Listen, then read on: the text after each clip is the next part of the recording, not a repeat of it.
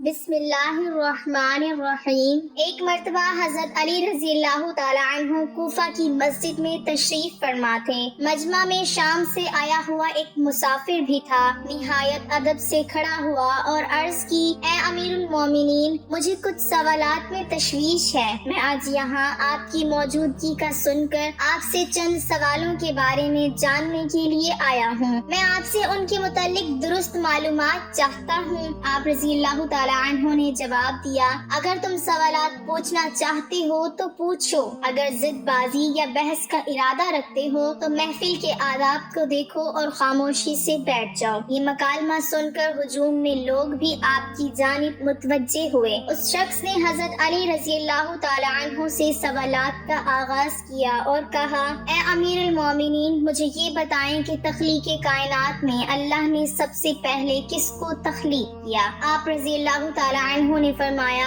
اللہ نے سب سے پہلے نور کو پیدا کیا۔ اس نے سوال کیا، اللہ نے زمین اور پہاڑوں کو کس چیز سے بنایا؟ آپ رضی اللہ تعالی عنہ نے فرمایا، اللہ نے آسمانوں کو پانی کے بخارات سے، زمین کو پانی کی جھاگ اور پہاڑوں کو پانی کی موجوں سے بنایا۔ پھر اس نے سوال کیا کہ مکہ کو ام القریٰ کیوں کہا جاتا ہے؟ آپ نے فرمایا، ام القریٰ کے معنی ہر ترتیب کی ماں، کیونکہ زمین کی ہر چیز اس کے نیچے سے بچھائی گئی، اسی لیے عرب کے شہر مکہ جہاں بیت اللہ شریف ہے اسے ام القریٰ کہا جاتا ہے۔ اس آدمی نے اگلا سوال کیا، زمین کے اوپر کے آسمان کو کس چیز سے پیدا کیا گیا؟ آپ نے جواب دیا، رکی ہوئی فوج سے۔ پھر اس نے عرض کی، اے امیر المومنین، سورج اور چاند کا طول و عرض کتنا ہے؟ آپ نے جواب دیا، 900 فرسخ ضرب 900 فرسخ۔ فرسخ فارسی زبان کا لفظ ہے، ایک فرسخ میں 10 کلومیٹر لمبائی گنی جاتی ہے۔ اس نے اگلا سوال کیا، ستارے کا طول و عرض کتنا ہے؟ آپ نے جواب دیا، 12 فرسخ ضرب 12 فرسخ۔ اس اجنبی نے نہایت ادب سے درخواست کی کہ اے امیر المومنین، جیسے کہ قرآن میں 7 آسمانوں کا ذکر آیا ہے، آپ ہمیں ان 7 آسمانوں کے نام اور ان کے رنگ بیان کر دیجئے۔ آپ رضی اللہ تعالی عنہ نے فرمایا، جو آسمان زمین کے اوپر ہے اس کا نام رفیع ہے اور وہ پانی، بخارات اور دھول سے بنا ہوا ہے۔ دوسرے آسمان کا نام کیزون ہے اور اس کا رنگ تانبے جیسا ہے۔ تیسرے کا نام مودون ہے اور اس میں ملے جلے رنگ ہیں۔ چوتھے آسمان کا نام ارفلون ہے اور اس کی رنگت چاندنی جیسی ہے۔ پانچویں آسمان کا نام ہیون ہے اور اس کی رنگت سونے جیسی ہے۔ چھٹے آسمان کا نام عروس ہے اور وہ سبز یاقوت کا بنا ہوا ہے۔ ساتویں آسمان کا نام اجمع ہے اور یہ سفید موتیوں سے بنا ہوا ہے۔ اس آدمی نے اگلا سوال کیا، اے علی، آپ مجھے یہ بتائیں، بیل وہ واحد جانور ہے جس نے آسمان کی طرف اپنا سر نہیں اٹھایا، ایسا کیوں ہے؟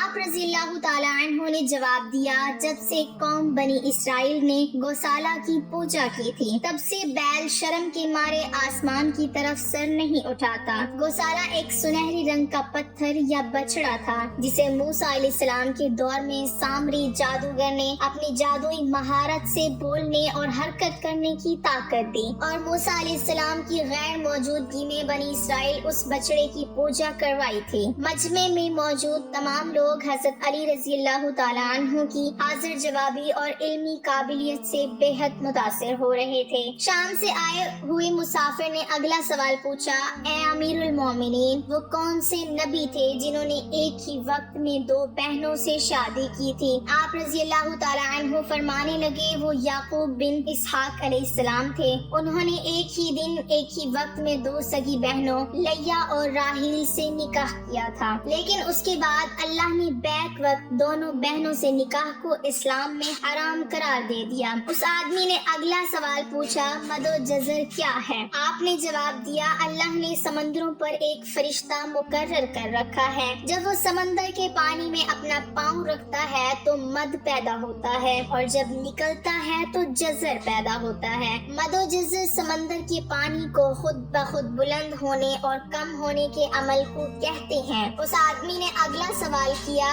یہ بتائیں کہ جنات کا باپ کون ہے اور اللہ نے جنات کی طرف کس نبی کو مبعوث کیا تھا؟ حضرت علی رضی اللہ تعالی عنہ نے فرمایا، جنات کے جد اعلیٰ کا نام شمان ہے اور اسے اللہ نے آگ آگ کے شعلے سے پیدا کیا تھا، اور اللہ نے جنات کی طرف ایک نبی کو مبعوث فرمایا تھا جس کا اسم گرامی یوسف تھا، جنہوں نے جنات کو اللہ پاک کی عبادت کی دعوت دی، لیکن انہوں نے اسی نبی کو قتل کر دیا۔ اس شخص نے دوبارہ دریافت کیا ابلیس کا آسمانوں میں کیا نام تھا؟ حضرت علی رضی اللہ تعالی عنہ نے جواب دیا حارث۔ پھر اس نے پوچھا کہ آدم علیہ السلام کا نام آدم کیوں رکھا گیا اور انہوں نے کتنی عمر پائی؟ آپ رضی اللہ تعالی عنہ نے فرمایا کیونکہ وہ عدیم ارض یعنی نایاب زمین کی کھال سے بنائے گئے تھے، اسی لیے ان کا نام آدم رکھا اور 900 سال عمر پائی۔ اس نے سوال کیا میراث میں مرد کے 2 جبکہ عورت کا